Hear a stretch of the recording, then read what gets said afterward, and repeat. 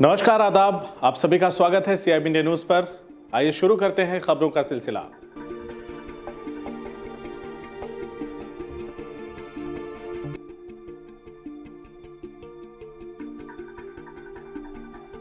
फतेहपुर जिले की सांसद व मंत्री साध्वी निरंजन ज्योति आज जिले में एक दिवसीय दौरे पर थीं, जहां उन्होंने राहुल गांधी को हाथों लेते हुए कहा कि नाच ना आवे आंगन टेढ़ा। राहुल गांधी पहले अपने परिवार को संभालें। सचिन पायलट बगावत पर क्यों आए? राहुल को अपने ऊपर स्वयं से सवाल करना चाहिए था। दूसरों पर उंगली उठाने से पहले अपने घर को देखना चाहिए। दोनों लोग बोल रहे हैं कि मैं कांग्रेस में हूं। उन्होंने राहुल गांधी पर यह भी तंज कसा कि खाली मन शैतान का होता है, क्योंकि उनके पास कोई काम नहीं है, जिन्हें देश के सैनिकों पर भरोसा नहीं है, देश के प्रधानमंत्री पर विश्वास नहीं है, देश की जनता पर विश्वास नहीं। वो क्या करेगा? राहुल सिर्फ हताशा में इस तरह के बयानबाजी दे रहे हैं। विश्व पूरा देश कोरोना जैसी महामारी के समय में सरकार ने अहम कदम उठाया है। वहीं उन्होंने यूपी की लचर कानून व्यवस्था पर कहा कि विरोधी दल ने वह भी दौर देखा है कि दुकानदार अपने दुकान से घर नहीं सुरक्षित पहुंच पाता था। जो भी घटनाएं हो रही हैं वह अच्छी नहीं हैं, लेकिन अब अपराधी डर रहे हैं। पहले कोई भी बहन बेटी रात में घर से बाहर नहीं निकल पाती थी। कुछ लोग सरकार का जो माहौल बना हुआ है उसको खराब करने की कोशिश कर रहे हैं।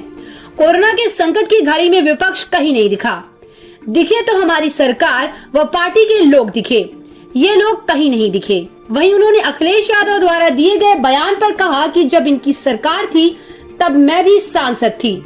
मनरेगा में लोगों को काम नहीं मिल रहा था। हमारी सरकार गरीबों को मुफ्त में राशन, सिलेंडर व अन्य सुविधा मुहैया करा रही है। हमारी सरकार में कोई भी गरीब भूखा नहीं है, कोई सड़क पर नहीं है। मैं इतना ही कह सकती हूँ कि जिसका दिमाग हाई फाई होता है वह ऐसा ही बोलता है। देखिए, मैं तो इतना मानती हूँ कि वो भी दौर देखे थे कि एक दुकानदार अपनी दुकान से घर सुरक्षित नहीं पहुँचता था। इतने बड़े प्रदेश में घटनाएं अच्छी नहीं है, जो भी घटनाएं हुई, लेकिन मैं ये कह सकती हूँ कि अब लोग डरते हैं। कोई बहन बेटी सड़क में चलना रात में दुर्घटना निकल नहीं सकती। व्यापारी कब लूट जाए कोई भरोसा नहीं होता। अब जो थोड़े बहुत इधर उधर कर रहे हैं तो वो भी अभी करंट की दो घटनाएं, कल अपहरण, एक वहाँ पर अपहरण किया गया था, उसकी हत्या कर दी गई। पत्रकार को मार दिया गया क्योंकि वो अपनी भांजी को बचाने गया था, उससे गोली नहीं। मैंने जो बात कही ना कि कुछ लोग हैं जो सरकार का जो माहौल बना हुआ है उसको खराब करने की चेष्टा कर रहे हैं और उसमें वो कामयाब नहीं होगी। सरकार पूरी तरह मुस्तैद है। अब कोई घटना कहाँ घट गई, फिर उसके बाद सरकार न संज्ञान ले तो सरकार की जवाब देंगे। तो विपक्ष तो कह रहा है कि मोदी जी, योगी जी इस जगह इस्तीफा दें क्योंकि उनसे प्रदेश नहीं संभाल पा रहा है। मुझे लग रहा है कोरोना की संकट की घड़ी में विपक्ष घरों में दुबका बैठा रहा है, सड़क पर कहीं नहीं दिखा है।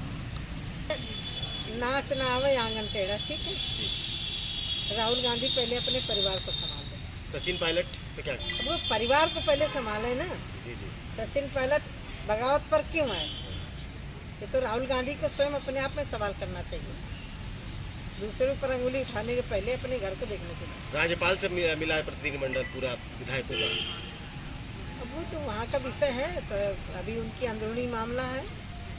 सचिन पायलट अभी कह रहे मैं कांग्रेस में हूँ, वो कह रहे मैं कांग्रेस में हूँ, तो उनका और जैसा कि बीजेपी के वहाँ राजस्थान किसी को प्रदेश अध्यक्ष बना करके मेहनत की, उसने परिश्रम किया, तो वो कहने में कोई काम कर रहा है तो उसकी तारीफ करने में कोई हर्ज है क्या? मैं अखिलेश जी से पूछना चाहती हूँ, मैं भी सांसद थी जब इनकी सरकार थी। मनरेगा में लोगों को काम नहीं मिल रहा था। प्रधानमंत्री आवास भारत सरकार दे रही थी, लेकिन यहाँ लागू नहीं हो पा रहा था। कारपोरेट जगत के लिए भी काम कर रहे होते ना, तो आज इस कोरोना जैसी महामारी के समय पर गरीब भूखों मर रहा होता। गरीब को मुफ्त में अनाज मिल रहा है, गरीब के खाते में पैसा जा रहा है, गरीब को मुफ्त में सिलेंडर 3 महीना दे रहे हैं, नवंबर तक अन्य खाने की सामग्री मुफ्त में दी जा रही है। यदि ये करना होता तो गरीब के लिए नहीं किया जाता। मैं भी सांसद थी इनके समय, विधायक भी थी इनके समय पर। क्या हो रहा था उस समय, आज क्या हो रहा है? आज कोई भी गरीब भूखों नहीं मर रहा है, कोई सड़क में नहीं है, सबके घर में किट पहुंची है।